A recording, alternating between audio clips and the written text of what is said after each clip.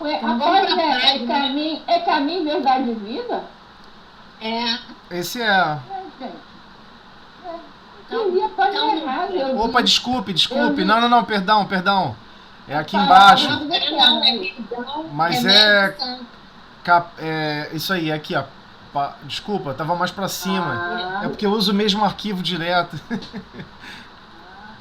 eu agora parei porque, assim, eu escuto o seu João falar, eu gosto de ouvir. Mas eu não tenho esse livro. Eu acho que eu tenho, mas não sei aonde. Já procurei e não achei. Aí agora, quando você botou pra Caminho, Verdade e Vida, eu Não, tenho. é que o arquivo tava só um pouco mais pra cima, desculpe. Então tá. Tanto é que esse é o Pode capítulo, começar. esse é o capítulo 61. Então tá bom. Livro Palavras de Vida Eterna, capítulo 61. Pai, perdoa-lhes porque não sabem o que fazem. Está em Lucas, capítulo 20, versículo 34. Perdão, remédio santo. Toda vez que a moléstia te ameaça, recorres necessariamente ao remédio que te libere da apreensão, angústia, aflição e medo. Agentes calmantes para a dor, sedativos para a ansiedade, inquietação, receio e agonia.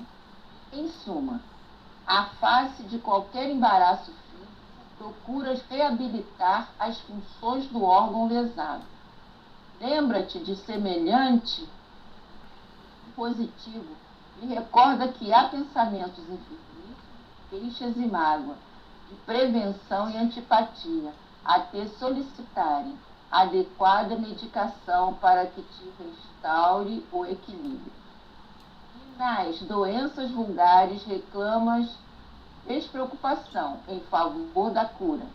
É natural que nos distúrbios do espírito necessites de esquecimento para que refaçam as forças. O perdão é, pois, remédio santo para a euforia da mente na luta cotidiana.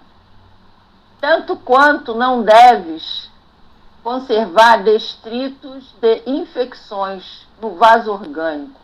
Não mantenhas aversão e rancor na própria alma. Perdoa a quantos te aborreçam, perdoa a quantos te firam. Perdoa agora, hoje e amanhã, incondicionalmente. Recorda que todas as criaturas trazem consigo as imperfeições e fraquezas que lhes são peculiares, particulares, tão quanto ainda desajustados, trazem também as nossas. É por isso que Jesus, o emissário divino, crucificado pela perseguição gratuita, rogou a Deus ante os próprios algozes: Pai, perdoa-lhes, porque não sabem o que fazem. E deixando os ofensores nas inibições próprias de cada um, sustentou em si a luz do amor que dissolve toda a sombra, induzindo-nos à conquista da luz eterna. Acabou? Acabou. Perdão é muito assim complicado, mas eu já passei por uma situação muito difícil e eu fiquei trabalhando isso dentro de mim. Eu ficava todo dia pedindo ajuda a Deus para Ele me ajudar, que eu tinha que esquecer. Eu ainda na época não estava na doutrina, não conhecia. Mas graças a Deus fiquei bem, porque realmente quem adoece somos nós, né? A gente fica muito doente, a gente carrega uma coisa dentro da gente, o coração dói, é muito complicado. Agora, Todélio, você fala aí o resto, tá bom? Não, claro. Vamos lá. Esbarrei aqui, caiu a caixa de som. Vamos lá. Mas você tem razão, perdoar não é fácil. E temos que lembrar do nosso histórico, né? Nós temos séculos de treinamento em todo o mal que a gente recebe, a gente vai lá e pratica o mal ao inverso, né? Então isso é até histórico, né? Se nós recordarmos as tribos antigas, das primeiras civilizações, como é que funcionava a lógica de justiça dessas tribos? Como eles acreditavam que era justiça. 2 tribos. Aí tinha uma criancinha numa tribo. A outra tribo alguém estava lá trabalhando, desenvolvendo lá o arco e flecha para desenvolver a caça, e aí de repente, ele treinando o arco e flecha, ele solta uma flecha e acerta uma criança, e a criança vai a óbito. Não suporta a ferida, vai a óbito. Aquela outra tribo achou que aquela atitude era desproporcional, e pelas normas e regras de convivência entre as tribos, como é que eles faziam? Eu digo ignorância total, hein? Tô falando de 7.000 anos atrás. Como é que fazia, né, nessa pré-história? Ué, a outra tribo ia até a outra tribo, né? A tribo que sofreu a perda, ia até a tribo algoz, né, que praticou o mal, caçava uma criança daquela tribo e assassinava. E se ele não tivesse um filho, né, pegava alguém que era particularmente ligados. Até hoje, dependendo do tipo de coração e do tipo de dor e do tipo de agressividade que a pessoa tem no próprio mundo íntimo, ela vai achar que isso é natural. E se a pessoa é altamente materialista e só acredita que existe uma única encarnação, ela acredita que isso é a linha de diferenciação entre certo e errado em termos de justiça. Só que o que aconteceu na história, né? O que a história nos conta sobre a pré-história? Que todas essas tribos sumiram. Eles foram se matando até o final, né? Então não sobrou ninguém. Povos e civilizações desapareceram, né? Se a gente buscar lá aqueles indícios arqueológicos, você se assusta, né? Porque igual aqui, por exemplo, no Brasil, as tribos próximas aqui do Rio de Janeiro tinha lugares aqui de 60.000 mortos. Eram altamente violentos, brigavam entre eles loucamente. É só ler algum documentário aí ou estudar algum livro sobre arqueologia, né, desse período. Então a história já nos ensinou, olha, o padrão de convivência, a condição de tolerância interna de cada um é o que vai fornecer ou não indícios para que possa prosseguir. Então, até mesmo quando surgiu a primeira revelação, né, se a gente parar para pensar um pouquinho, o que é a primeira revelação, né, com Moisés? A primeira revelação dá para resumir ali nas 10 regras básicas, digamos assim. Vamos resumir dessa maneira. As 10 regras básicas de convivência. Mínima, mas aquilo é mínima. Né? As 10 regras básicas de convivência mínima. Não se resume aquilo. Né? Porque todo mundo fica assim, não, porque lá no Velho Testamento, né, essas leis principais de Moisés, que foi recebido, né, lá na base da Torá, nos 10 mandamentos, esses 10 mandamentos, essas 10 leis básicas, resume tudo. Não resume tudo, é lógico que não. Aquilo é o mínimo do mínimo de convivência social. É o mínimo do mínimo. E ela se tornou base para todas as legislações de todos os países, né? Você não pode tirar uma vida de alguém, em hipótese nenhuma. Ah, mas ele assassinou 1.000 pessoas. Não importa. O Estado, o juiz, ele não pode gerar vida, então ele não pode tirar.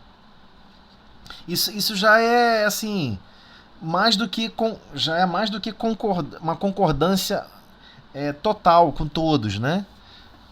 Você vê, nós estamos num momento muito triste hoje no mundo. Tá lá a guerra da Ucrânia, né? 2022, guerra da Ucrânia, e você fica imaginando, se você é o presidente da Ucrânia, que situação você vai tomar? Olha a situação que esse senhor está envolvido. Ou ele cede, ou ele luta. Ele escolheu lutar. Só que o escolher lutar é você colocar muitas vidas, né? Para perder essas vidas. Então, tomar essa escolha não é uma escolha simples de fazer, né? Eu não estou aqui fazendo julgamento de ninguém, muito pelo contrário. Eu estou apresentando a dificuldade que é esse tipo de tomada de decisão. Vai afetar a vida de milhares de pessoas, milhões de pessoas, né? E milhares vão perder as vidas, porque é inevitável. Guerra é para um realmente exterminar o outro. Então nós descobrimos que, com o passar da história, que tudo isso não funciona, isso não é adequado Deveria até ser todos os países entrarem numa condição de desarmamento total, acabar de vez com qualquer tipo de armamento. Seria o ideal, digamos assim. Só que esquecemos que, do ponto de vista espiritual e do ponto de vista anímico, nossa alma também possui armas, né? E, por vezes, machucamos pessoas com a palavra, com o pensamento, com atitudes, com escolhas, com forma de proceder. E aí vem a necessidade do perdão, né? Então, quem é a vítima que não tem ligação com aquele ato equivocado, não tem ligação com o mal praticado, ela tem o direito de se libertar daquele problema. Só que para isso, pela lógica divina, né?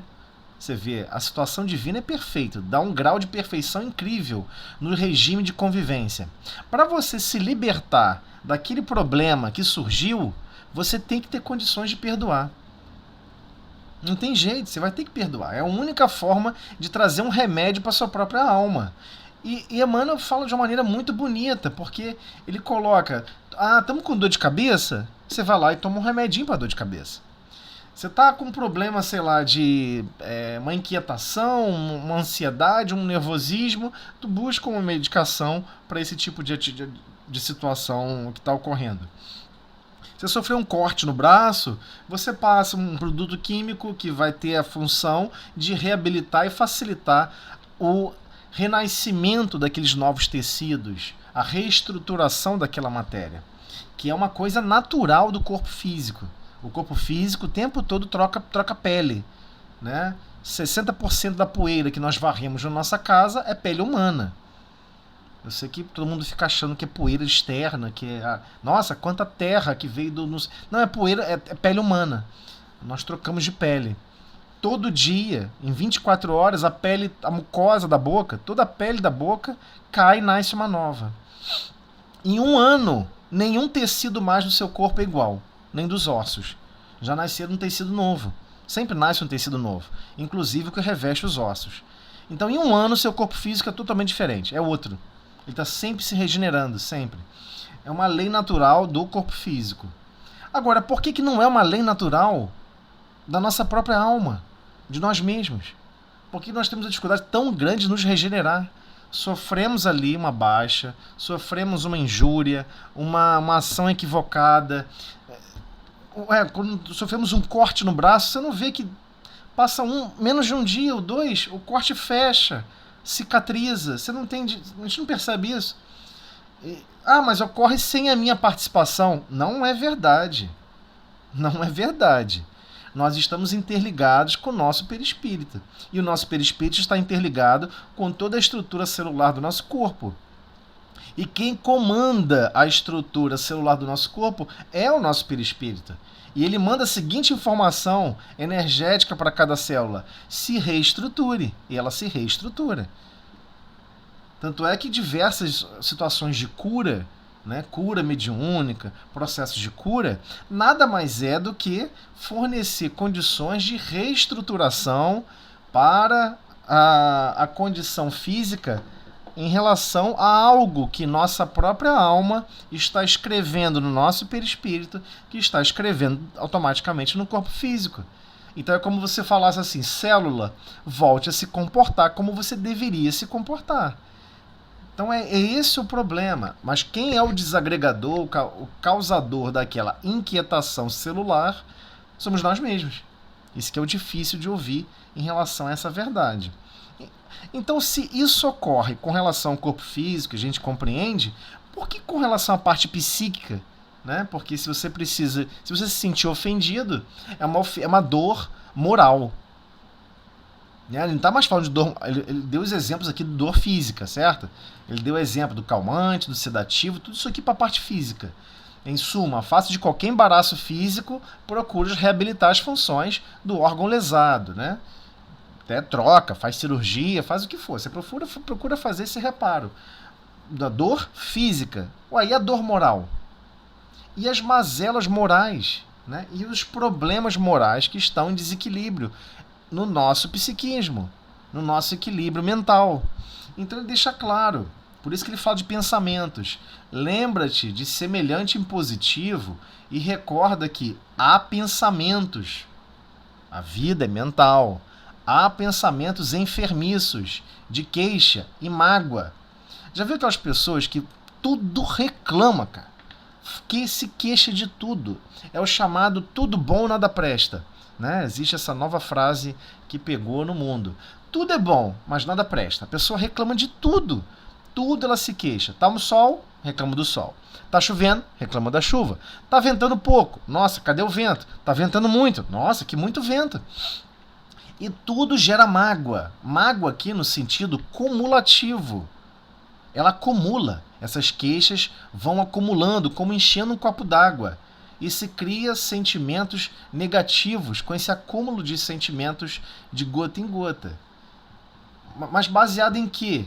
Né? Além desses pensamentos enfermiços, de prevenção e antipatia. Né? A pessoa quer se prevenir de qualquer tipo de situação e tem antipatia por tudo e por todos.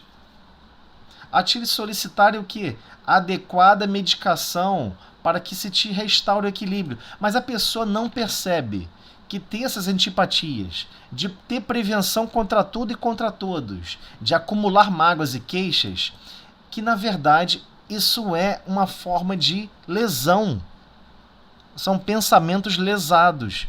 São formas de imaginar a vida e sentir a vida lesada e que sim carece de uma medicação para restaurar o seu próprio equilíbrio.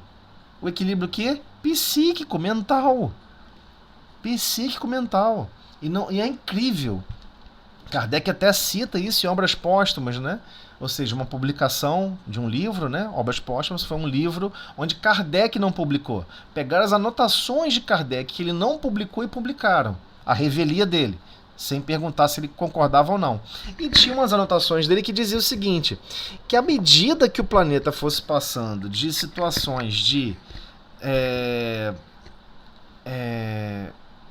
provas e expiações para regeneração, o principal problema seria a dor moral. Haveria um grande índice de suicídio, porque a pessoa não consegue se encaixar. É um volume de queixas e mágoas, prevenção e antipatia, a tal ponto que o chamado restaurar o equilíbrio, a pessoa não consegue mais. Ela não consegue restaurar. A pessoa não vê sentido na vida. E o suicídio. É uma dor moral muito profunda que a pessoa não tem condições de aceitar. Ela não tolera mais. Então, Kardec detalha isso. E eu não vou aqui citar em números, porque é difícil mensurar isso, mas os danos com relação ao suicídio são impressionantes hoje na sociedade. Os desequilíbrios que isso promove para o espírito são avassaladores. Mas temos que compreender que, por vezes, estamos achando que saúde é só corpo físico. Nós temos 3 aspectos que nós temos que cuidar. Nosso equilíbrio do corpo físico, temos que cuidar do corpo físico, alimentar o corpo físico, exercitar o corpo físico. Temos que, igualmente, na nossa estrutura psíquica, que está diretamente correlacionada com relação ao nosso campo das emoções, nós temos que ter muito preocupação com nossas emoções. Que emoções estamos animando, né? E que sentimentos estamos nutrindo. E no segundo estágio, ou primeiro estágio, os pensamentos. Então, quando eu falo aqui de sentimentos, eu estou diferenciando sentimentos de emoções. Tá? Por quê? Porque sentimentos é algo estruturante. Você tem um sentimento de progresso. Você tem um sentimento, por exemplo, que quer desenvolver o amor. E você está naquela tentativa de desenvolver amar. Ora, não importa que emoções você tenha, de desequilíbrio, de oscilação com relação a isso, você sempre retorna para o mesmo sentimento. Você sempre retorna para esse mesmo sentimento. Sentir a vida de uma forma diferente. Como que você sente a vida, como você interpreta a vida. Porque quando Emmanuel coloca aqui que há pensamentos enfermiços de queixa e mágoa, eu considero que essa parte de queixa e mágoa, na verdade, é um ressentimento. A pessoa está ressentida. Ela está se queixando de situações adversas que ela não concorda. ela está com mágoa, por vezes, de pessoas que ela não concordou com as atitudes das pessoas. Isso são emoções. Agora, o sentimento de prevenção e antipatia, aí é um sentimento. A pessoa acredita, de pé junto, que a lógica de felicidade é longe de Beltrano e de Ciclano. A pessoa acredita de todas as forças que a forma de ter um destino mais equilibrado é se prevenir de estar próximo de Beltrano e se prevenir de trabalho.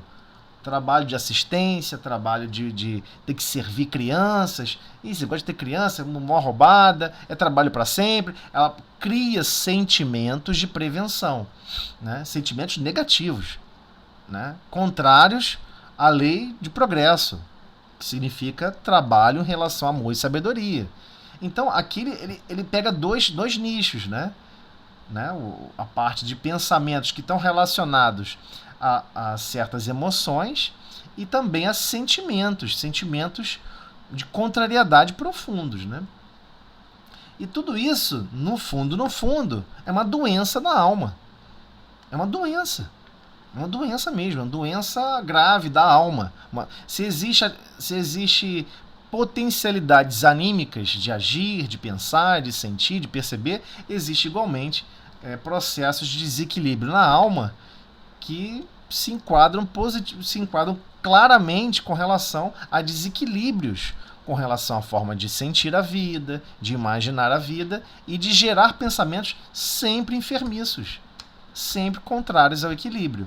Então, quando a gente está com um pensamento em desequilíbrio, nós temos que buscar ajuda, buscar se reequilibrar. Por isso a importância da prece. É o primeiro recurso, o primeiro imediato, né? Então ele continua. E se nas doenças vulgares, ou seja, as mais comuns, reclamas despreocupação, né? Você quer tomar um remedinho e ficar despreocupado. Você não quer ficar tenso. Ai, meu Deus, será que vai passar dor de cabeça ou a cabeça vai explodir? Não, você toma um remedinho e você fica despreocupado. Em favor da cura, né? Se você ficar muito nervoso, preocupado se vai funcionar a medicação ou não, aí que ela não funciona mesmo. Mas você não fica assim, você já se acostumou. Você acredita já na medicação, porque você já usou 1, 2 vezes e funcionou. Por que vai ficar preocupado? Você acaba não ficando preocupado. É natural que nos achaques, ou seja, nos distúrbios do espírito, necessite de esquecimento para te refaçam as forças.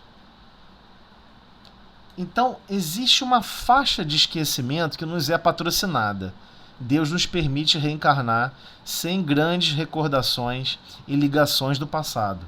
Mas existem uma faixa de lembranças que são da própria encarnação, onde temos uma obrigatoriedade de lembrar. E mesmo em nesse pequeno percentual, teremos que conviver com essa situação, né? Sem conseguir esquecer o passado mais próximo, né? O passado mais próximo, o qual demandará um esforço mais significativo de perdão. Então, o perdão é, pois, o remédio santo para a euforia da mente na luta cotidiana. Então, quem se beneficia do perdão é aquele que recebeu a mágoa, é aquele que recebeu a ofensa. Ele se livra daquelas vibrações negativas, porque não podemos nos enganar. Por que eu citei lá atrás, né, 7.000 anos atrás, 5.000 anos atrás? Porque desde Moisés, como se apresentava a forma de você se reestruturar com relação à lei? Qual era a interpretação? Olho por olho, dente por dente. Né? Você fez mal, você vai sofrer o mal. Você fez uma... E tem pessoas que não interpretam assim dentro do meio espírita. Dentro do meio espírita, dentro das publicações kardecianas, dentro das explicações de Allan Kardec, muitos leem dessa forma. Não é Deus que está te punindo. Ele criou uma lei natural que é como se fosse uma porta, sabe? Que tem um braço que não é ele que fez. Ele só botou a porta lá, que a porta bate em quem faz coisa errada. Não é isso. Isso não é verdade. Quem realmente sentar para estudar vai descobrir que não é verdade, não é isso. A lei de justiça, na verdade, é uma lei de justiça, amor e caridade. É uma lei uníssona. Esses três sons estão em conjunto. Essas três características estão em conjunto. O problema é que geralmente buscamos a lógica de justiça que nós conhecemos desse histórico de 7.000 anos, de 20.000 anos. E qual era o histórico? Olho por olho, dente por dente. Olho por olho, dente por dente. Então é esse o gargalo. Agora, e Filipe uma vez perguntou isso para o Cristo, né? Tem aquela passagem chamada Lição a Nicodemos, no livro Boa Nova, onde Nicodemos sai aterrorizado com a resposta de Jesus, né? Como que eu posso ver, compreender e acessar o reino de Deus, o reino dos céus? Aí ele fala, olha, é necessário nascer de novo. Você precisa de mais experiência. Você precisa viver em condições adversas. Essa basicamente foi a resposta. Mas antes de Jesus conseguir explicar, ele se levanta e sai. Como eu posso voltar para o ventre da minha mãe? Ele não entendia essas questões mais espirituais. E a forma como ele lia os textos era uma forma totalmente material. Ele só enxergava do aspecto material. E no aspecto material, qual é a ideia? Eu vou lá, eu frequento, eu faço isso, eu me ajoelho, eu faço não sei o que lá, jogo moeda não sei aonde, eu boto uma plantinha não sei o que, eu estou cumprindo as exigências do que é a representação divina na Terra, tá tudo ok. Só que ele esquece que tem exigências de desenvolvimento na alma. Ele não percebia isso. Só que os apóstolos ficaram ouvindo a conversa dos dois. E no livro Boa Nova narra essa conversa, depois de um dos apóstolos perguntando a Jesus, Senhor, mas como pode se dar isso? Que absurdo! E Jesus pega e explica, mas por que você está tão admirado? É assim em todos os reinos, em toda a natureza é assim. Você não poda uma árvore, ela não nasce de novo? A fonte da vida não é a mesma? Você podou a árvore, ela não volta a crescer? Então, aquele galho seco você não jogou fora, mas ele não continua a crescer novamente? A seiva da essência ali não perdura, não persiste? Não se regenera? Por que você está preocupado com isso? O ser humano é diferente, mas existe esse exemplo da natureza. E ele pega e continua, né? O discípulo pega e faz uma pergunta bem direta e bem específica. Mas, Senhor, como que isso vai se dar, Senhor? Porque se um fez o mal e os dois desencarnam e vão ter que voltar, vão ter que reencarnar, aquele que praticou o mal vai querer vingança. E vai praticar o mal de novo. E vai praticar o mal de novo e isso não vai ter fim. Olha a pergunta inteligente do discípulo naquela época, do lado do Cristo. E Jesus pega e explica, não, fica tranquilo. Quando todos se reconhecerem como filhos de Deus, não haverá mais esse ciclo. Não haverá mais esse ciclo de violência. Olha que coisa incrível. Está lá no livro Boa Nova, Lição a Nicodemos. Quem puder reler, releia. Porque é muito bela essa explicação. Essa explicação do Cristo para com essa situação. Depois eu vou ver se eu pego esse trecho e coloco... Eu tenho o áudio daquela radionovela, né, que fez fez um áudio muito bacana, né? Adaptando o texto, botando para a linguagem atual, e ficou muito legal o áudio que eles fizeram desse livro. Eu vou enviar de novo para todo mundo poder ouvir novamente. E é muito bonito, porque ele fala, olha, basicamente ele está sugerindo o seguinte, olha, o perdoar vai ser natural, porque você vai entender que é um outro colega, um outro amigo, um outro irmão, uma outra criatura divina, no mesmo estágio de desenvolvimento que você está. As dificuldades que você tem, ele tem. As limitações que você tem, ele também tem. Você vai se reconhecer como colegas do mesmo estágio educacional. E vai se perdoar naturalmente. Porque você vai reconhecer que o outro é criatura divina. E que, na verdade, não existe esse negócio de querer fazer o mal porque o outro é perverso. Ele só é ignorante. Ele está ignorando o bem. É a ausência do bem que tem essas reações equivocadas, né?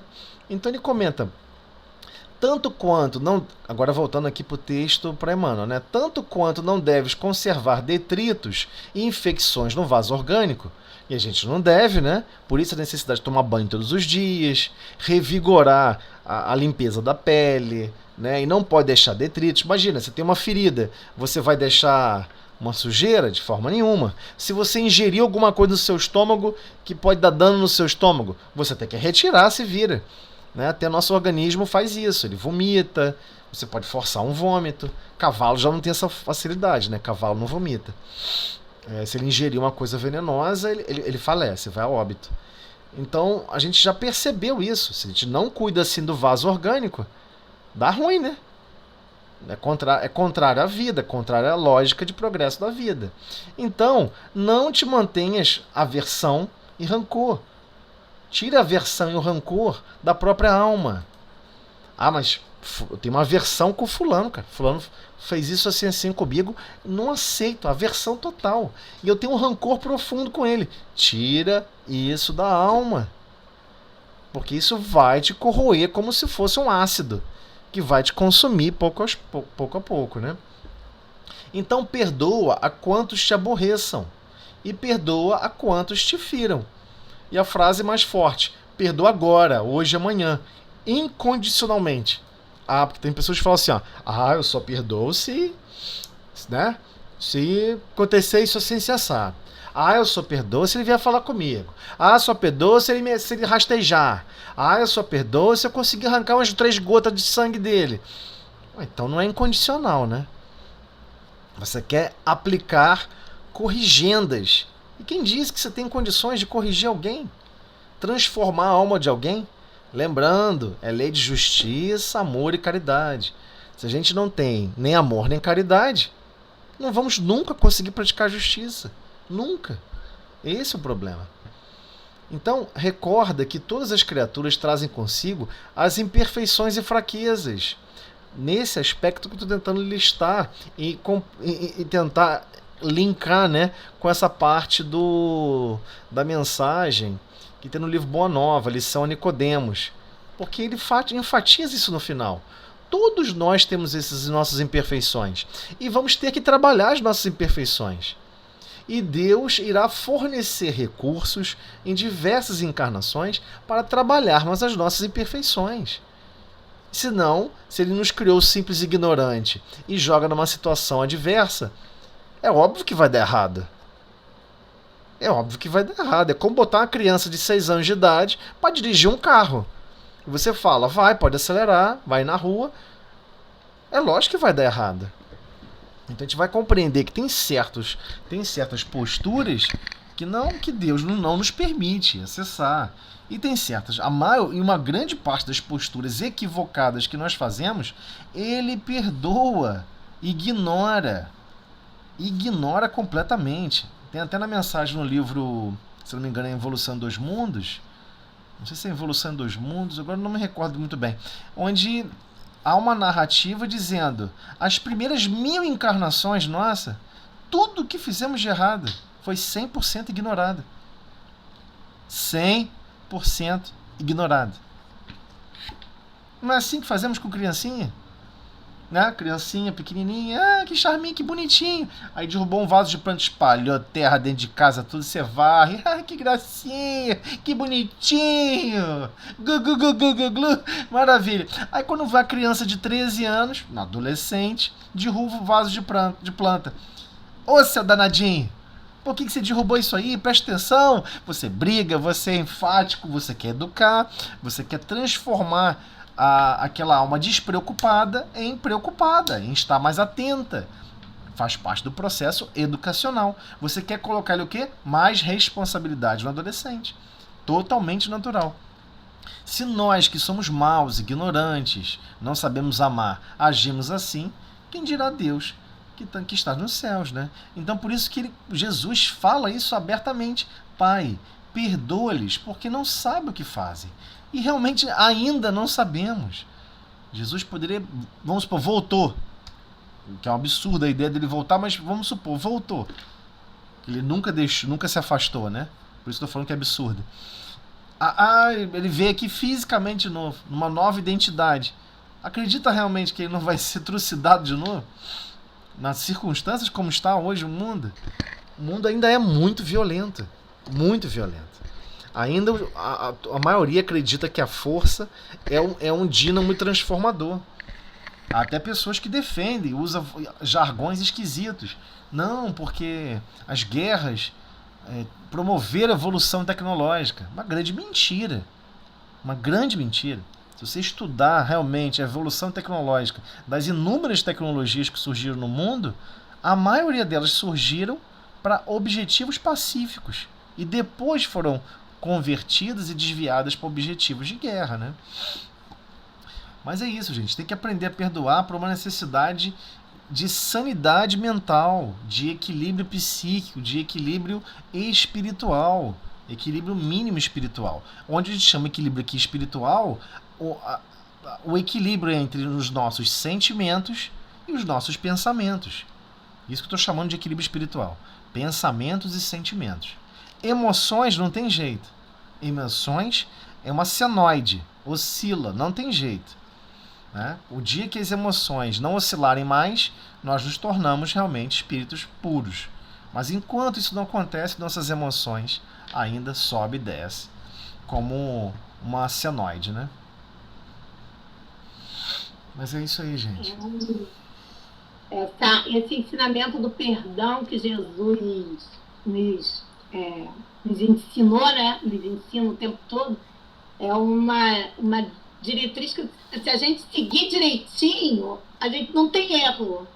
No instante a gente evolui, né, Rosélio? Exato, porque a gente começa a pensar em outro prisma, em outra dimensão. Peraí, eu sou um espírito imortal. Esse corpo físico que eu tenho não me pertence. Como você vai ver, todas as bases de não perdoar, todas as justificativas de não perdoar, tem a ver com um sentimento equivocado. A gente sente a vida de forma esquisita, de uma forma deturpada, distante do Cristo. Mas se observarmos como Cristo nos convida a sentir a vida, o perdão cada vez vai ser mais natural. Mais natural. Vamos fazer a nossa prece. Senhor Jesus, agradecemos, Senhor, esses ensinamentos, que a doutrina espírita, que seu evangelho sempre nos coloca nesse caminho do bem, Senhor. Que possamos internizar, que possamos colocar em prática no nosso dia a dia e que nos tornemos pessoas cada dia melhores, Senhor. Que possamos perdoar incondicionalmente, como a mensagem nos alerta. Agradecemos hoje e sempre, muito obrigado. Com essa prece pedimos permissão, Senhor, para continuarmos e iniciarmos o estudo da doutrina espírita. Muito obrigada, Senhor. Então vamos, né, Fuzeli? Paramos, nós estamos aqui nesse capítulo que estamos, né? Atitude dos espíritos diante das mistificações. Esse capítulo é denso. Bem, né? Mas é porque é tão necessário, né? Sim. Essas informações. Sim, deixa eu pegar aqui. Deixa eu ver se eu não estou perdido. Nós estamos Qual a página? No meu antigo é 268. Andréia, que tem igual de Tosé. O meu é igual ao seu. 269, que a gente parou no estamos lá no segundo parágrafo da 269. Andréia, nós estamos... Não é importante. No finalzinho da página 281. 281. Então, é importante ressaltar essa parte, isso, né? Isso mesmo. Então tá legal. Então gravei aqui direitinho. Vamos então fechar esse trechinho, então? Aham. Você não botou na tela. Ah, é verdade. Desculpa, eu não botei aqui, perdão. É que eu já botei no outro monitor aqui e aí eu não consigo olhar para os dois monitores ao mesmo tempo, olha só para um. Vamos lá. Foi? Então vamos lá. Pode. Então, é importante ressaltar que os médiuns de mais mérito não estão ao abrigo das mistificações dos espíritos embusteiros. Né? Muitas pessoas acreditam que não, pô, fulano é médium, lá tem a psicografia, quem às vezes fez a prece foi né, um espírito superior, um espírito moralmente de envergadura moral. Isso quer dizer nada. Era para aquela tarefa, para aquele momento, para aquele segundo. Né? Depois, nada disso. Fica por conta do médium perceber a mistificação. Né? Aqui ele está falando justamente, deixa eu marcar aqui, né? Dos mistificadores, ok? Dos enganadores. Mistificadores no sentido de mistificar, de enganar, de manipular a pessoa, acreditar, ó, que tá falando aqui Eurípides Barçanufo.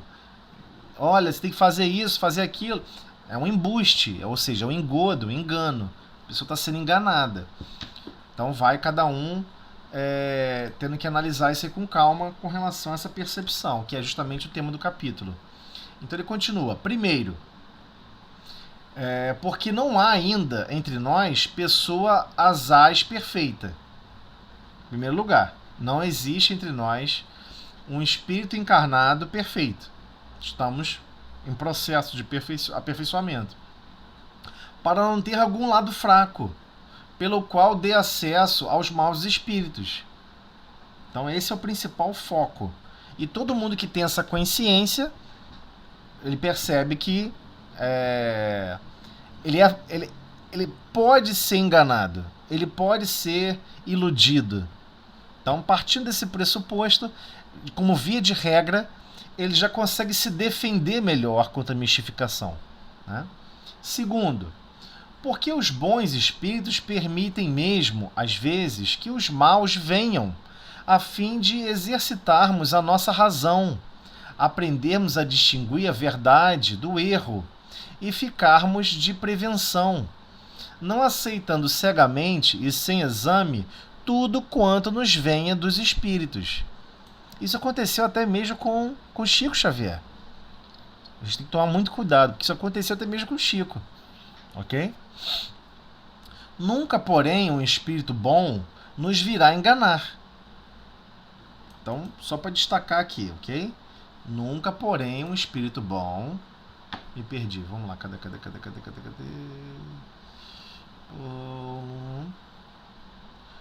Um espírito bom... calma aí, perdão. Vamos voltar aqui. Nunca, porém, um espírito bom virá nos enganar. Ao mesmo tempo, isso é um problema, porque a pessoa pode raciocinar que ela classificou muito bem que não é um engano, que não é um espírito ruim, e ela quer aceitar aquele engano, porque aquele engano dá uma massageada no ego, dá uma massageada no orgulho e na nossa vaidade. Então nós sabemos que nós não somos perfeitos. Nós temos egoísmo no nosso mundo íntimo como cimento que sentamos tijolo de egoísmo, de vaidade, de tudo quanto é tipo de mazela, nós construímos assim o nosso mundo íntimo. Se nós temos consciência disso, nós temos que compreender que nós somos facilmente manipuláveis com relação ao egoísmo, com relação à vaidade e com relação ao orgulho. Porque isso está em nós. A gente vai achar natural. Então chega alguém nos elogiando, chega alguém nos enaltecendo, a pessoa acredita. Daqui a pouco vai se achar um enviado de Deus, né? Todo mundo lembra dessa expressão quando a gente estuda feudalismo. Né? O clero aqui na Terra, na organização religiosa da época, dizia que todos que estavam do clero eram enviados de Deus. E tem várias mensagens que afirmam isso. Várias situações que estimularam isso. E muitos deles acreditavam 100% cegamente. E não estamos livres disso. O espiritismo não está livre disso. Temos que ter esse tipo de consciência. Então, o erro, qualquer que seja o nome, que o apadrinhe, vem de uma fonte má. Então, temos que compreender isso. Se ocorre, então, um erro que vai dar realmente a sua origem, aí temos que compreender que é uma fonte má. Essas mistificações ainda podem ser uma prova para a paciência e perseverança do espírita.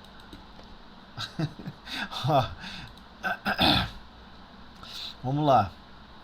Essas mistificações ainda podem ser uma prova para a paciência e perseverança do espírita, médium ou não. Aí você vai pensar assim, mas eu achava que mistificação, e aqui eu queria fazer um parênteses, desculpa me alongar nessa frase, por que mistificação não tem a ver só com quem é médium? Porque às vezes o médium, ele não está nem ainda 100% envolvido, por exemplo, com a psicografia. Né? Ele não está ali muito envolvido com a psicografia. Aí ele vai ler a psicografia. Quem está ouvindo, que não é o médium que psicografou, fica encantado com aquelas palavras. Nossa, que incrível, maravilhoso. Ele que dá o grau, é ele que bota o tempero, é ele que vai dar o tempero e vai jogar gasolina na fogueira. É esse o problema. Então, o que está sendo colocado à prova nesse processo? A paciência e a perseverança do espírita, seja ele qual for. Aqui, ó, paciência e perseverança do espírita. Médium ou não. Por isso que ele falou não médium. Porque ele faz parte. Se ele vai ler a notícia, nossa mãe do céu, agora com a internet, as pessoas pegam, né, acabou de fazer uma psicografia e coloca na internet. Não analisa, não julga, não pede opinião de outras pessoas, pega aquela notícia e pá, joga. O que acontece? Quando você vê, tem uma chuva de pessoas concordando. E não sei o que, replicando. E você fica sem se perguntar se você não está auxiliando, está sendo influenciado às vezes por centenas de milhares de pessoas num processo de mistificação. Porque vão ter pessoas, já vi argumentação assim em redes sociais, em ambientes sociais digitais, online, que a pessoa fala, poxa, mas eu tive tantas respostas positivas desse texto. Tive tantos likes, as pessoas adoraram esse texto. Ou seja, ela está sendo induzida a concordar com o texto por terceiros, pelos que não são médiums. Então, esse não aqui, ó, médium ou não, ele tem um peso fortíssimo. Fortíssimo. Por vezes é esse daqui que vai transfigurar a situação. Talvez a pessoa ia até jogar aquela mensagem fora, ou ia guardar para estudo, né? E recomenda-se isso, guarde, bota na pastinha, para depois você estudar a evolução das mensagens, a evolução dos conteúdos, quem está realmente estudando o Espiritismo. Qual é a parte moral aqui? Qual é a parte central moral? Qual foi o ensinamento moral que impacta todos? O que... Entendeu? Você tem que estudar aquela mensagem. Ah, mas não estou conseguindo ver. Pede outra pessoa para ler, pede ajuda, pede ao responsável da reunião. E aí tem que cruzar essas informações. O que essa informação coincide, por exemplo, com os ensinamentos do Cristo? Coincide com os exemplos do Cristo. Então, não, é um texto, às vezes até um pouco meio pessoal. Tem pessoas que fazem isso, né? Ah, esse aqui é um texto pessoal, não quero ler não. Mas a pessoa lê em casa, ela distribui para os familiares. É uma loucura isso. De uma mensagem que nem mesmo ela consegue analisar se tem algum conteúdo moral ou não. E quem disse que tem alguma verdade? Mas a pessoa percebe a sua ânsia de querer ser enganada. E às vezes o que está em jogo é esse grande treinamento, né? O grande treinamento de paciência e perseverança que o espírita precisa ter, né? Calma, peraí, analisa, estuda primeiro. E aqueles que desanimam com algumas decepções, dão prova aos bons espíritos de que não são instrumentos com que eles possam contar. Essa aqui é a parte fundamental, muito fundamental, né? Porque que a gente tem que olhar isso aqui com muito cuidado. A vida nos educa através de princípios de decepção. É assim que funciona. Então, por exemplo, você tem uma mensagem, tem duas, tem três, você achou que é desmistificador e você não gostou, ficou chateado, aí você fica zangado, às vezes sai até da reunião mediúnica, se afasta, porque ficou chateado, decepcionado, porque, não, por você tem que psicografar as pessoas mais ilustres da face da Terra. Né? Mas da onde tirou essa ideia, né? Da onde tirou esse pensamento? Dão prova, então, que para os bons espíritos? Que não são instrumentos com que eles possam contar. A primeira situação de decepção, a primeira situação de revelia, aí o médium fica chateado, revoltado. entristecido, ou seja lá qual for o sentimento que for, porque ele tem, qual sentimento não, qual emoção, porque ele tem um sentimento genuíno dentro do mundo íntimo dele, que ele quer ser um dos maiores médiuns, ele quer servir o melhor possível, só que ele quer conduzir a forma como vai ser servido e a forma como vai se orquestrar o desenvolvimento do trabalho. Não é assim que funciona, né? Então, sabe-se que os espíritos... Hein, Ana? Aí você me comenta aí se quer parar alguma coisa aqui, porque por causa do tempo aí, né? Não, é engraçado que ainda não deu, não. Eu acho interessante essa parte aí que você falou. Sim. Sobre não são decepções que fazem muitos saírem, né, da mesa mediúnica. Eu não sei se você já reparou isso, eu acho que há um vai e volta muito grande dentro do espiritismo. Assim, a pessoa vai no centro, aí vê que gosta da mensagem, aí fica, aí daqui a pouco tem uma decepção, como você falou, de uma mensagem, aí sai, aí vai embora. Não. Eu acho que tem muito... Sim, não, sim, mas vamos lembrar aqui que existe dois universos muito distintos dentro do mundo espírita, que eu percebo, eu particularmente, vou falar de uma opinião minha pessoal. Existe aquele universo que é especificamente da mesa mediúnica, que é muito particular, né? E é difícil de rastrear, é difícil de compreender. É como que o médium se sente, o médium às vezes não quer falar no como se sente, porque às vezes no final da reunião é feito perguntas, tudo bem, quer falar alguma coisa, às vezes não é com relação à comunicação, às vezes é como é que ele se sente, ele tá tudo bem, ele se sentiu triste, foi decepcionante, ele achava que tinha que ser uma coisa mais superior. A pessoa tipo fala que eu te escuto com relação aos aspectos mediúnicos, com relação aos aspectos de sensibilidade do médium. Esse é um universo que é justamente o universo que ele está tratando aqui. Você falou de uma forma que eu lembrei de outro universo, o universo de decepções com o espiritismo como uma forma geral. Por quê? A maioria que se aproxima de alguma entidade religiosa, na verdade, ele se aproxima para querer fazer ações, como eu posso dizer, ritualísticas. Ele busca uma religião que tem, de certa forma, certos dogmas e rituais, e que não precisa transformar o mundo íntimo dele.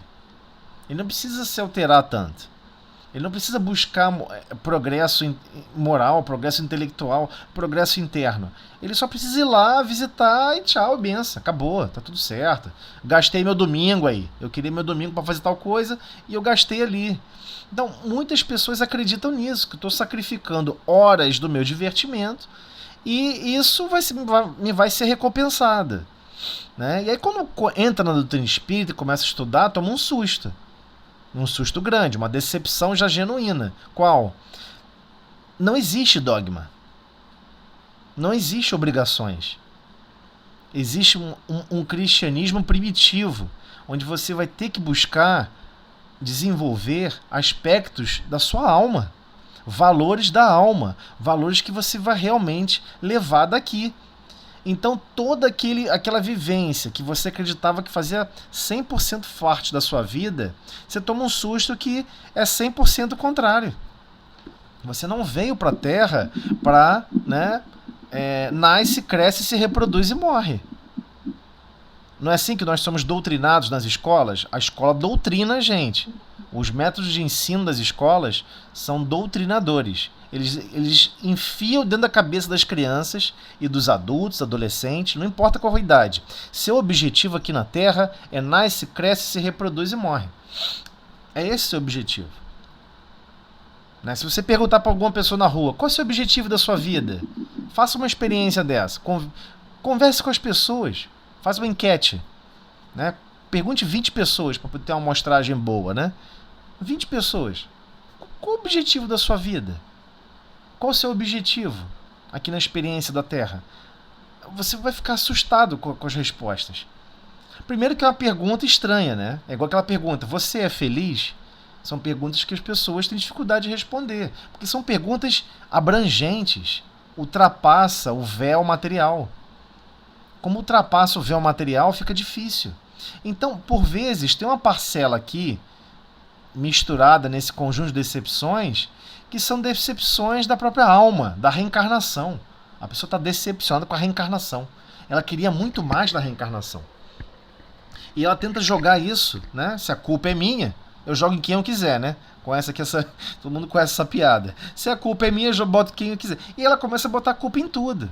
Inclusive até mesmo na própria doutrina espírita. Ou no próprio recurso da mediunidade. Pô, tem essa mediunidade, mas essa mediunidade não resolveu aquele problema que eu tinha. Nenhum espírito superior me avisou XPTO que acontecia aquilo outro. A pessoa cismou que os processos educativos, morais do planeta, a mediunidade vai livrar ela desse processo. Não vai. É o contrário. Vai demandar ainda mais. Vai demandar ainda mais a nossa parte. Então, quando ele fala aqui com algumas decepções, né? Ele está tratando especificamente da mesa mediúnica, mas temos que lembrar que é um somatório. Nós somos pessoas cumulativas e nós gostamos de acumular problema. Tem gente que ama acumular problema, ama acumular mágoa, ama acumular decepção, né? Vamos supor, a pessoa começa a mexer com alguma coisa, sei lá, vamos supor, bricolagem. Nossa, me machuquei meu dedo. Nossa, grudou meu dedo com cola. Ah, não quero mais não. Não quero mais não. E a pessoa larga. E dizia que amava aquela atividade. Ué, mas por que largou se amava?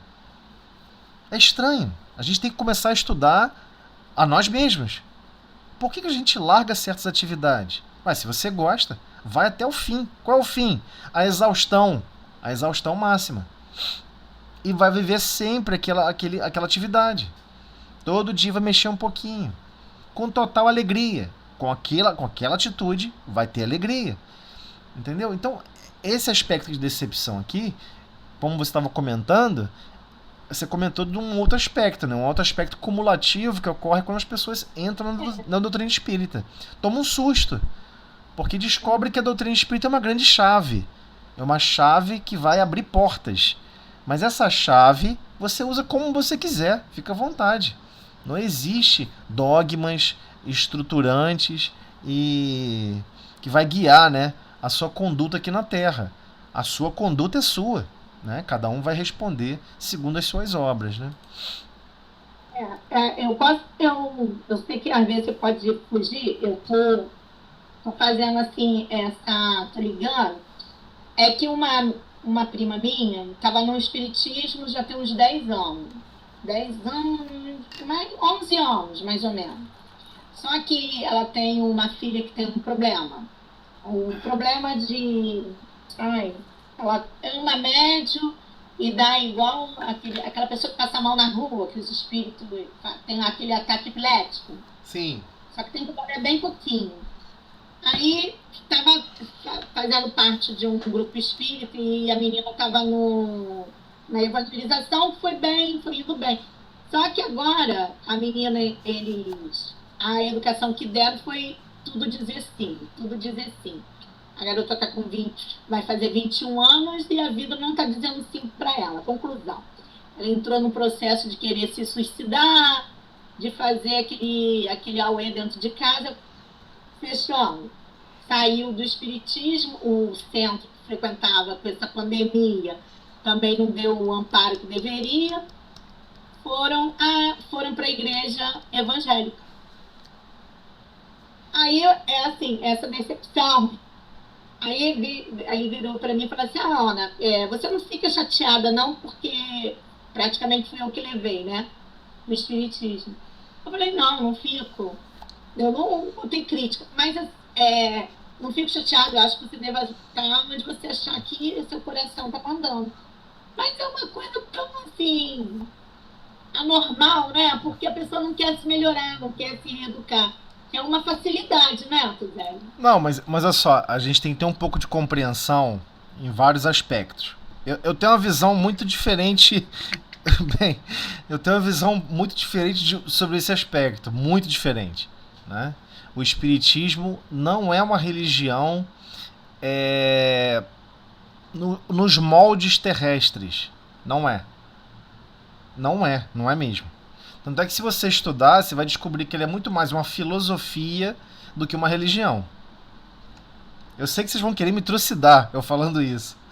Mas é a pura verdade. Ele é muito mais uma filosofia. Ela apresenta a filosofia do cristianismo.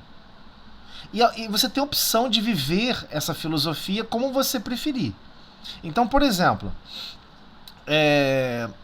eu diria que 60% das pessoas que frequentam a doutrina espírita, em reuniões, elas possuem a alma prisioneiras ao catolicismo. Porque eles estão séculos reencarnando no meio católico. Séculos. Você quase vê a pessoa, só falta vestir a pessoa de freira. Você vê a pessoa, só falta vestir a pessoa de padre. E a pessoa se sente assim, como ela se sente com relação à religiosidade que ela pratica. Ela se sente assim porque ela está prisioneira a isso. Com relação ao protestantismo, é a mesma coisa. É a mesma coisa, ok? A pessoa está prisioneira porque está séculos nascendo e renascendo no meio do protestantismo. E ela sente falta daquele formalismo, daquela forma de conduzir, onde tudo é externo. Tudo é externo. Você chega no meio católico, você entra... Eu já participei várias vezes, já convite, vamos lá, não sei aonde, vai ter missa para não sei quem.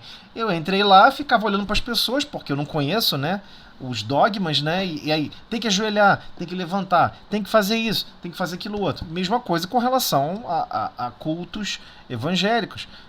Fui visitar, você tem que seguir o ritual que está lá.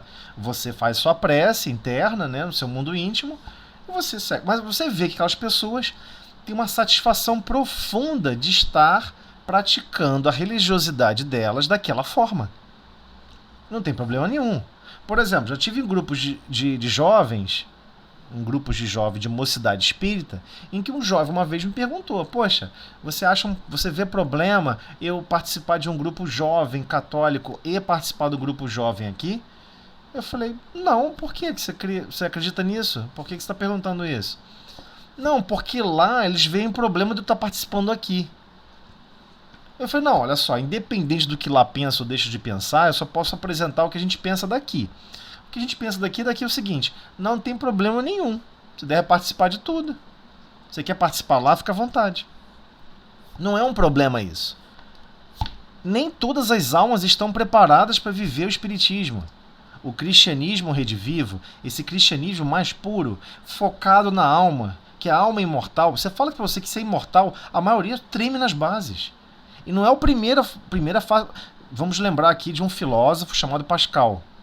Sim, é o mesmo que criou a unidade, que foi dado o nome Pascal, a unidade de pressão Pascal, né?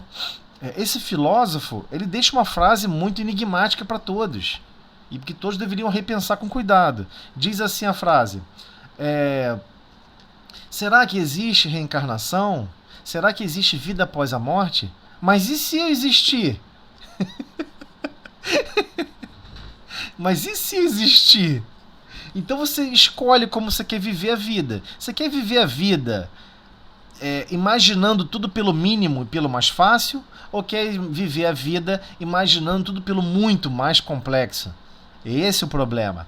E quando a pessoa entra em contato com o espiritismo e com certas informações, a pessoa vai ter que perceber se ela está apta a viver aquilo ali, a querer mergulhar nesse tipo de introspecção tão profundo, que está sendo exigido, que está sendo solicitado. Principalmente mesa mediúnica. Pô, vou ter que policiar meu pensamento? Tem gente que fala assim: puxa vida, eu sinto falta de falar mal dos outros. A pessoa quer falar mal dos outros. É um vício, ela quer, ela precisa, ela fica sedenta, caça informação até na internet procurando o que está acontecendo com a vida de artista para poder comentar para os outros. Aí você fica assim: mas por que você quer praticar isso? Porque eu sinto falta. A pessoa sente falta disso. Como é que você vai tirar isso dela? Não tira, ninguém tira. É o estágio que a pessoa está. Temos que lembrar que no ensino tradicional nas escolas, separa-se primeira série, segunda série, terceira série. Não é feito assim? Você não bota alguém no primeiro ano do ensino médio para se misturar com alguém do primeiro ano do ensino fundamental. Não tem sentido. Mas para Deus não é assim. Deus mistura todo mundo. literalmente. Mas automaticamente esses grupos vão se aproximando do que cada um se sente atraído. E não tem como você forçar isso. É uma bobagem. Não tem como forçar. É impossível forçar. Tem pessoas que são... O pai e a mãe é espírita, ele sempre fez evangelização, sempre fez mocidade, sempre participou, mas tem gente que chega assim numa certa idade adulta, não quero esse negócio de espiritismo, eu quero seguir outra religião. E ele tem N motivos para explicar por que ele quer. Ah, mas ele teve em contato com várias informações de verdade. Ué, e daí? A pessoa não se sente à vontade. Não se sente. Pô, transformar? Que isso? Viver essa lógica do cristianismo?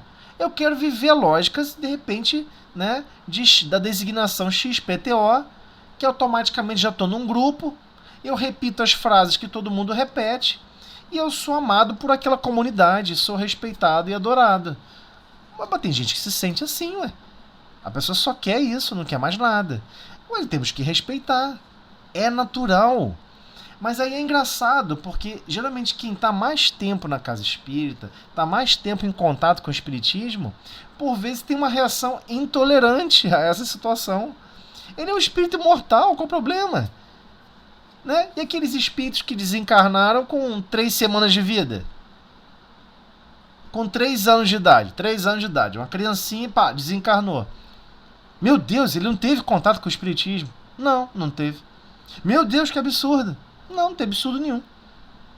Não tem absurdo nenhum. Não tem absurdo nenhum.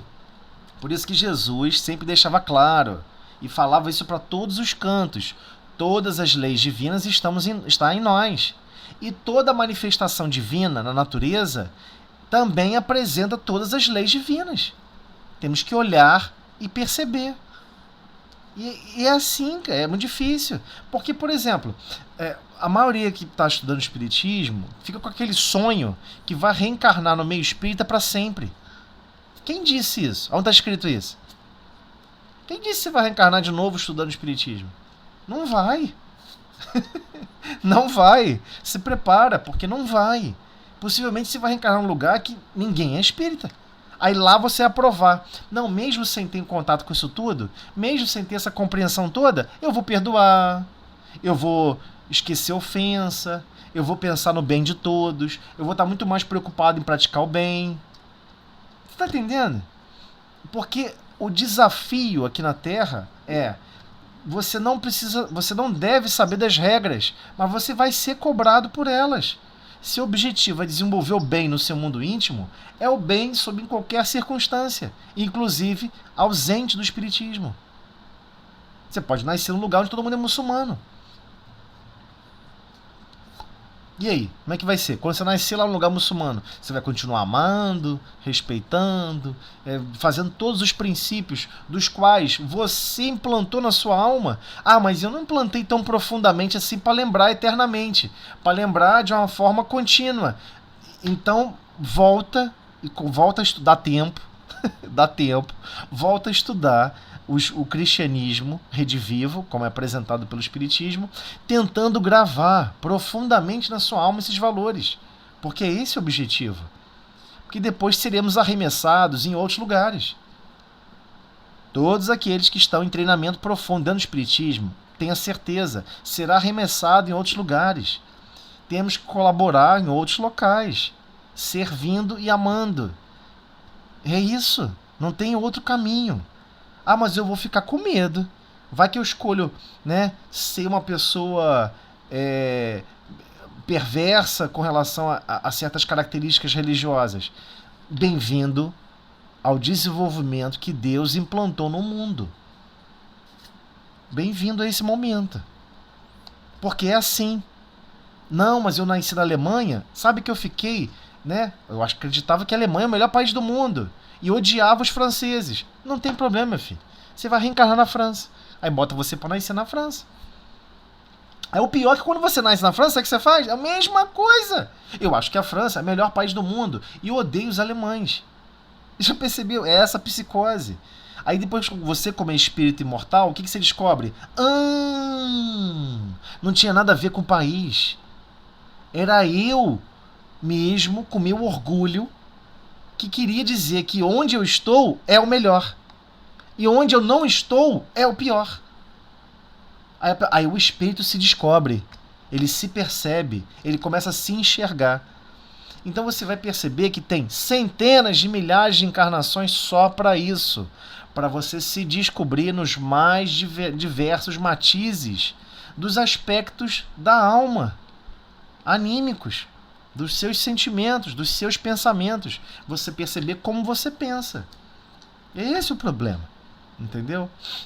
Então, esses aspectos da decepção com relação ao espiritismo, por vezes é isso, a pessoa quer o imediatismo, a pessoa quer receber processos de cura, a pessoa quer transformações, a pessoa quer mudanças agora.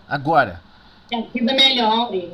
Exato. Aí, por exemplo, alguém fala que a vida é melhor lá, que a vida é melhor em outro grupamento, a pessoa busca aquele melhor, mas não tem problema. Ela vai reencarnar em inúmeras outras religiões. Se preparem, vocês também. Todos nós vamos reencarnar em inúmeras outras religiões. A questão é, você é capaz de desempenhar todos os aspectos do progresso que Deus estima de cada um de nós em qualquer ambiente, em qualquer circunstância? É isso que a gente tem que entender. É isso que a gente tem que... Eu não quero, não. Mas a gente não tem que querer, a gente não pode impor isso para Deus. A gente não tem como impor. Por isso que eu tô falando. A gente Mas eu lembro da irmã Dulce, que era amigo de Valdo, e ia lá de vez em quando pedir um conselho à Joana. Então, tem até um episódio muito bonito também. Você acabou de comentar isso. Eu lembrei de outro episódio com o Chico. Chico estava num avião, lendo, né?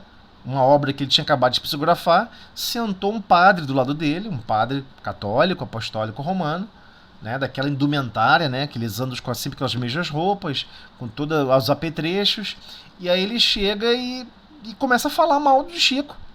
Você lê esse homem? Esse homem tem parte com o demônio. E danou falar mal do Chico, mas ele não sabia que Chico era ele, né, que estava do lado dele. E Chico ficou assim, é mesmo, irmão? Puxa, não sabia. Tem parte do demônio mesmo? Ah, entendi. Sem registrar a ofensa. Ele compreendeu o tempo todo. Ah, entendi. Não sei o quê. Ah, entendo. Depois, no final, ele... foi muito bom conversar com você. Apertou a mão de Chico. Prazer. Quem é você? Qual mesmo sua graça, né? As pessoas tinham antigamente mania de falar dessa maneira. Qual mesmo o seu nome? Francisco Cândido Xavier. E aí ele fica todo sem graça, consternado, né? Escreve uma carta se desculpando e depois se torna um íntimo, confidente de Chico. E Chico responde para ele, não tem do que se envergonhar, meu irmão. É normal, nós temos às vezes uma percepção equivocada, eu não estou ofendido, tá tudo bem, não tem problema, é assim mesmo. Porque Chico já começa a observar, eu também vou reencarnar nesse ambiente. E possivelmente eu posso animar a opinião de terceiros. Porque ninguém nasce com essa opinião, né? Já percebeu isso? Você não nasce com opiniões assim formadas tão duras. Você nasceu é porque teve um sofrimento muito profundo com uma outra designação. Mas você não nasce assim, né? Vamos descobrir, tá no livro de André Luiz, acho que não me engano é Ação e Reação. O cara estava numa fazenda brigando por causa de um rio, onde tinha uma cerca. Essa cerca não está no lugar certo, não. Esse rio é nosso. Empurrou a cerca para o outro lado, tomou o rio. Tiro para cá, tiro para lá, desencarna. Ele nasce aonde? Na outra fazenda. Aí fica a vida adulta, fica chateado, tiro para cá, tiro para lá, muda a cerca de lugar. Aí nasce de novo na fazenda oposta. Até que o espírito, né, que estava guiando as encarnações dele falou assim, pelo amor de Deus, esqueça esse negócio de demarcação de terra. Ignora esse bobagem. Divide a água para os dois. Nasce, por favor, lá com sentimento de perdão, para reconciliar. Mas ele acabava reencarnando e a família, o pai e a mãe, doutrinava a criança a odiar a outra família. Doutrinava a criança a odiar uma outra designação religiosa. Esse é o problema. Nós herdamos esses pensamentos e não criticamos. Espera aí. Ele quer pensar e sentir a vida assim, é meu pai, minha mãe, eu respeito, mas eu não vou sentir a vida assim. Eu sinto de forma diferente. Eu não quero sentir a vida assim. É esse o problema. É esse o grande desafio para todos nós. Estamos capazes de reencarnar em qualquer ambiente e brilhar algum tipo de luz? É esse o desafio. Eu já sei, na minha próxima encarnação, o que eu vou ser, então. Eu não vou ser evangélica, eu vou ser católica, porque eu não me sinto bem na igreja católica.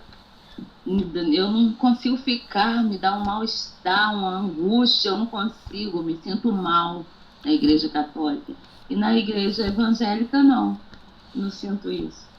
Então, porque às vezes da igreja católica você recorda de outras encarnações onde ocorreram problemas, problemas graves, né? Se você pegar a história do cristianismo, né?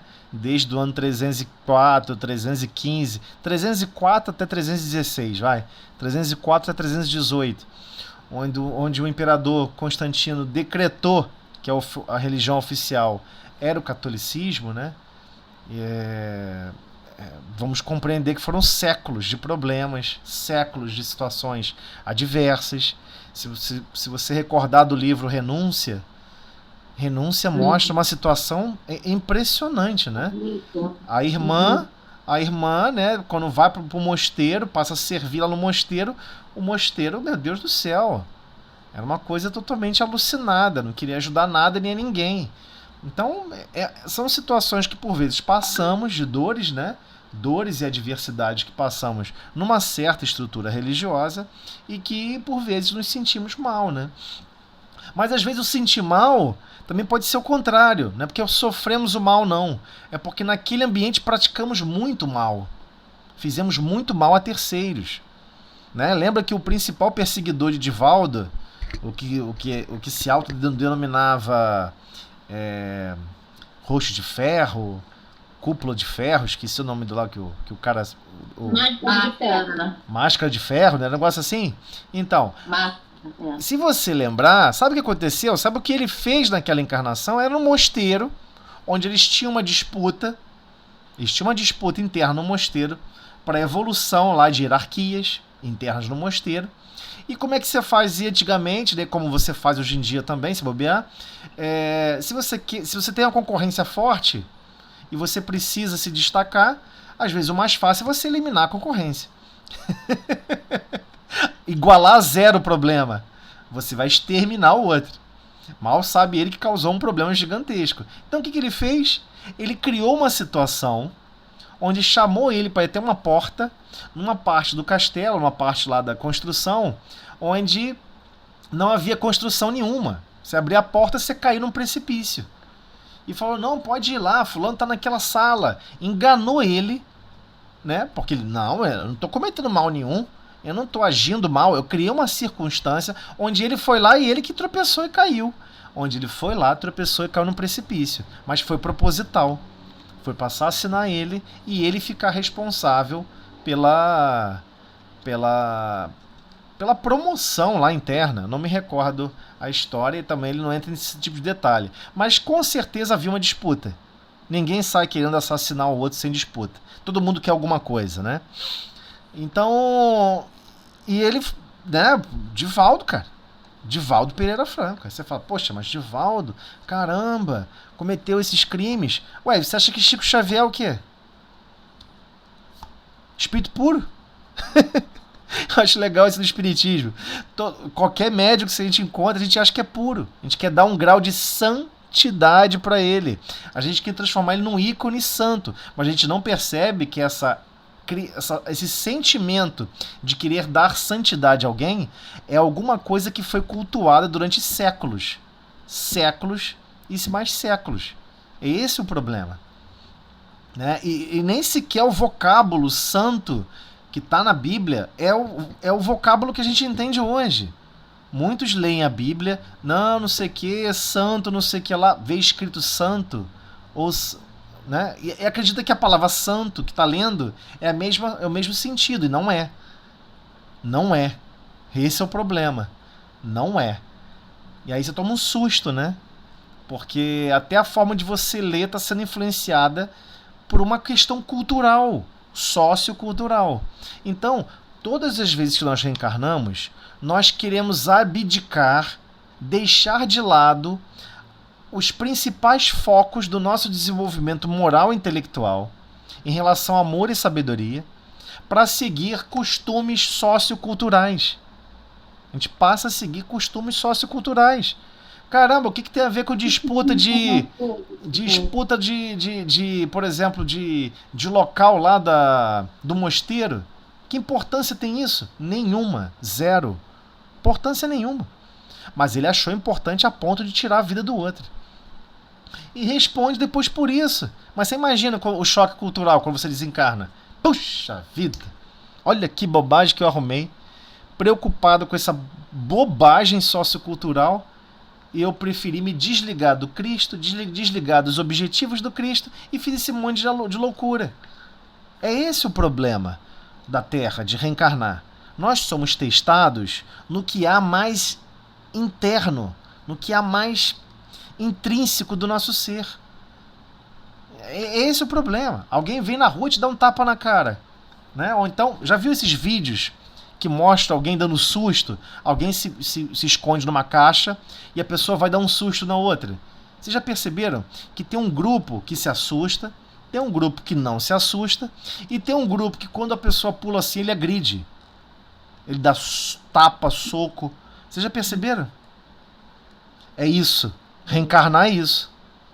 Você vai estar em circunstâncias adversas, onde a sua parte central, que domina as suas reações, é que serão correspondentes com você. É lógico que reencarnar não é só isso. É lógico que não.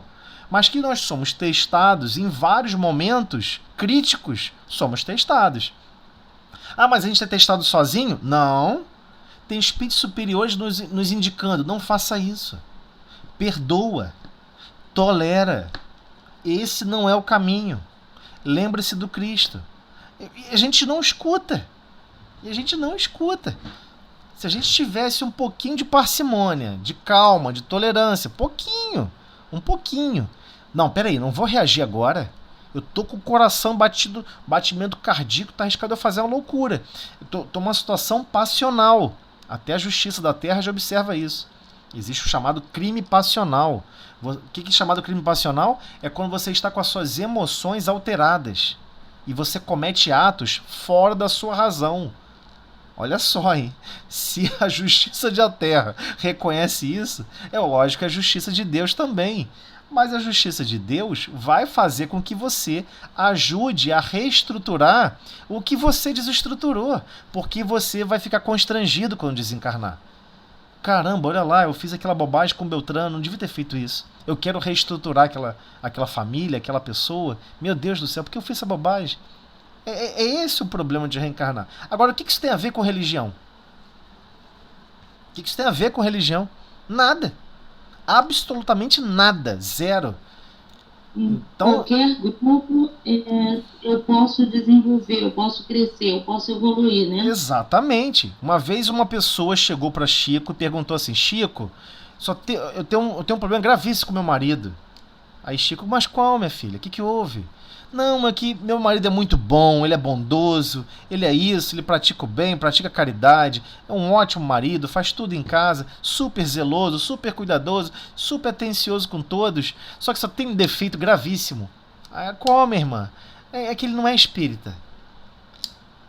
Aí o Chico olha para ela e fala: mas minha filha, se ele é tudo isso que você está falando, ele não precisa de doutrina espírita. Quem precisa é você e eu. E Chico sempre faz isso, né? Ele se coloca na situação para criar um constrangimento maior. Quem precisa é você e eu, que nós não estamos nesse nível. Se ele já consegue fazer isso tudo. Então, você está entendendo? É esse o problema. E as pessoas ficam nessa coisa, cara. Né? Prisioneira de denominações. Prisioneiros a criar conjuntos, grupamentos. Não existe isso.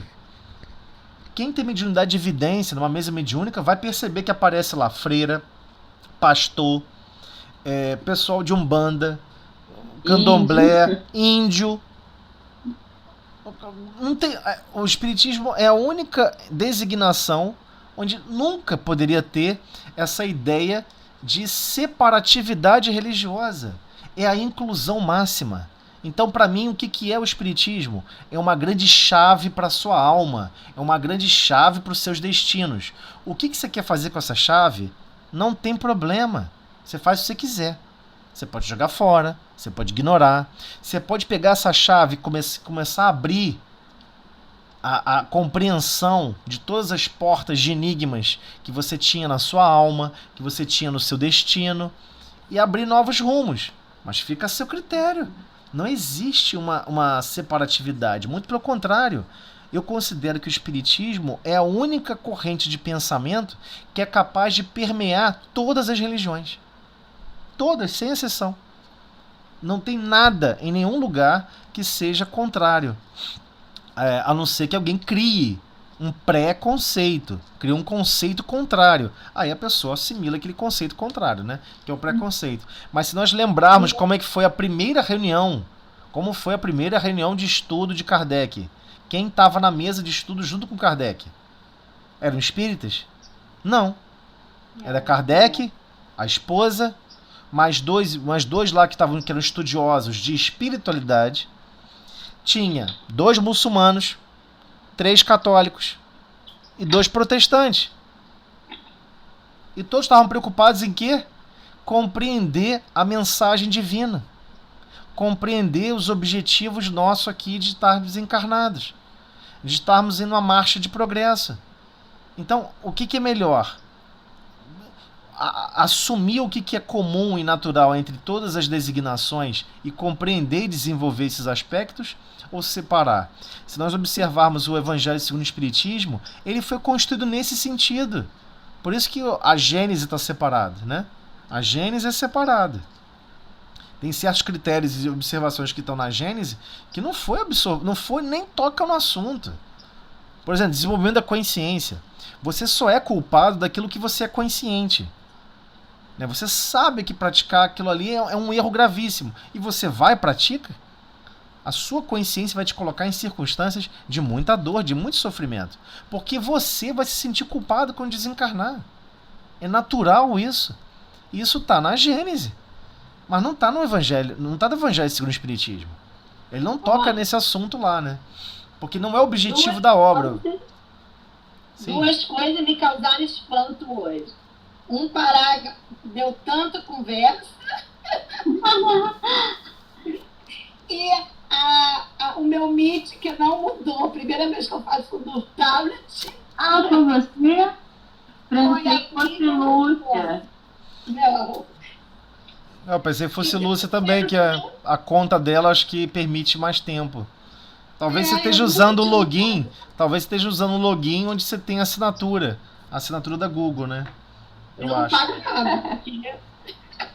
É porque a minha é no celular. Como ela está no tablet, eu tô no tablet. De repente deve fazer igual o seu celular, não cobra.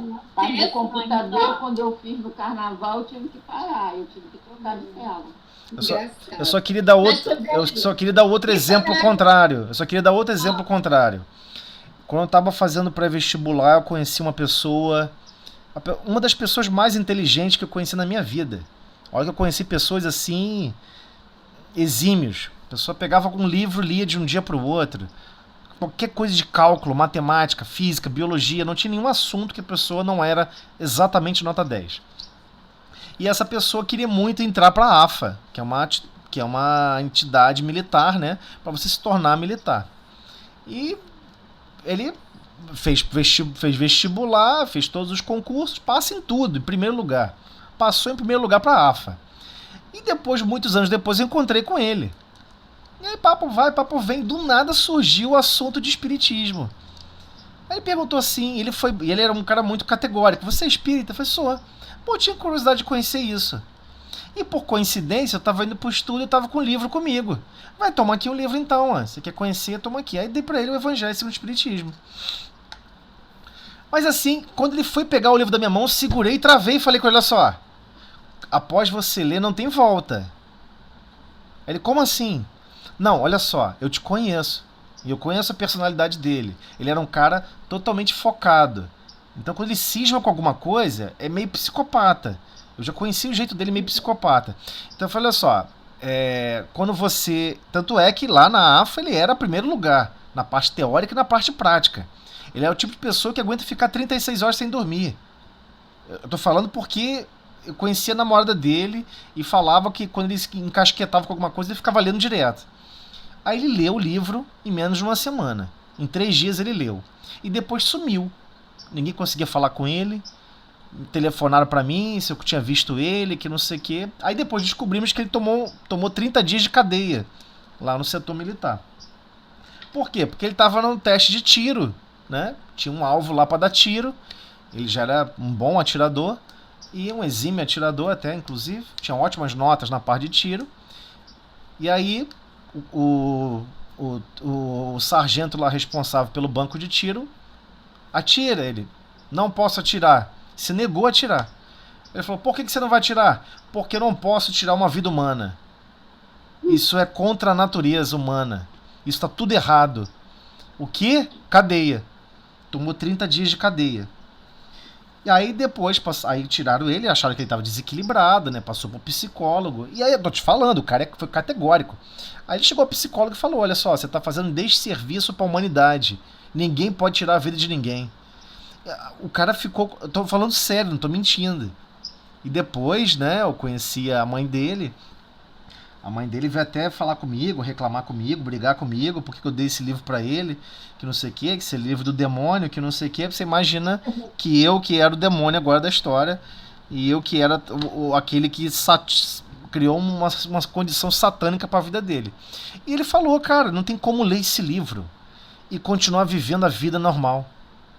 Esse livro afetou minha vida. Ele falou que leu em 3 dias e releu em mais 2. E ele pensou assim, caramba, como é que eu não percebi isso? Como é que eu não percebi que as bem-aventuranças quer dizer isso?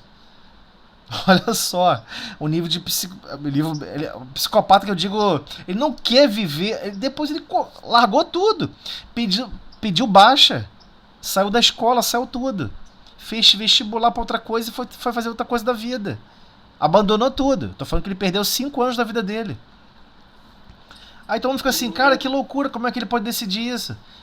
É um impacto.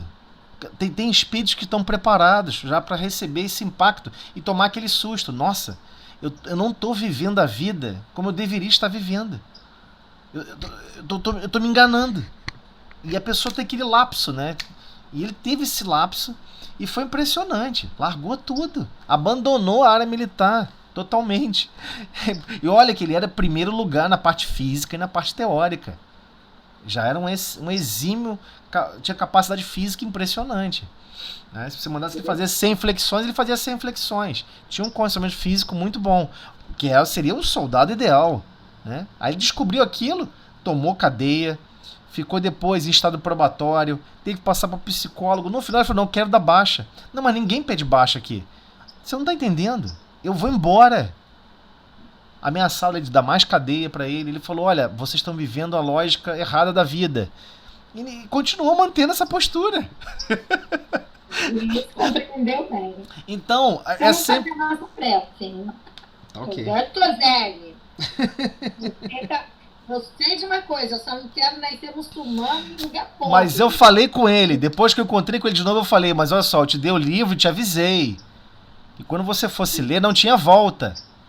E acontece isso conosco também. Não tem volta. Depois você conhece essas verdades, não tem volta. Fica gravado na alma. Mas tem vezes que a gente não quer. A gente não quer viver aquilo, né? Fazer o quê? Mas ele estava preparado, né? Para ler, compreender e pôr em prática, né? Com certeza. Com certeza. Prefiro tomar cadeia de 30 dias. 30 dias. Não dão cadeia assim na área militar. É uma semana, vai. 30 dias você fez uma coisa muito absurda. Só por dizer que você não vai praticar o tiro? Ela disse que não vai praticar o tiro, não dá tiro nunca mais em ninguém. Nem nada. Nada físico que levasse a agressão física de alguém. Ele salvou a reencarnação dele, né? Porque também é aquilo, né? Ele conseguiu, né? A reencarnação dele ficou com menos culpas, menos... Aí eu estimo, e eu desejo, e eu acredito, e eu fico com um sonho que essa gravação que vai ficar na alma dele fique para sempre. E quando ele reencarnar numa outra situação, onde vai ser exigido dele tirar a vida de alguém, ele escolha não tirar. Imagina esse o problema. Encarnações essa pessoa nasceu guerreira. Muitas. Muitas encarnações. Agora que vem despertar. Então faz a prece aí pra gente, Josélio. Né? Que nós possamos também gravar esses ensinamentos na nossa alma. Com certeza. Senhor Jesus, Mestre de infinito amor e misericórdia, agradecemos, Senhor, a oportunidade de estarmos participando desse estudo, rememorando, Senhor, seus ensinamentos, descobrindo a nós mesmos, reconhecendo, afinal de contas, de onde vêm as decepções que nós temos, seja no âmbito pessoal, no âmbito familiar, ou em qualquer tipo de estrutura que é base do nosso pensamento. Auxilia-nos, Senhor, para que possamos criar novos caminhos, novas formas de conduzir a vida, seguindo os seus critérios de amor e paz em todos os momentos e situações. Dai-nos forças, Mestre, para que possamos sempre desenvolver em nosso mundo íntimo a boa vontade e a coragem para aprender a seguir os seus ensinamentos. Que assim seja. Nessa prece, Senhor, pedimos permissão para finalizar o estudo da noite. Muito obrigada. É legal, eu gostei que aí, nunca tinha feito com tablet, agora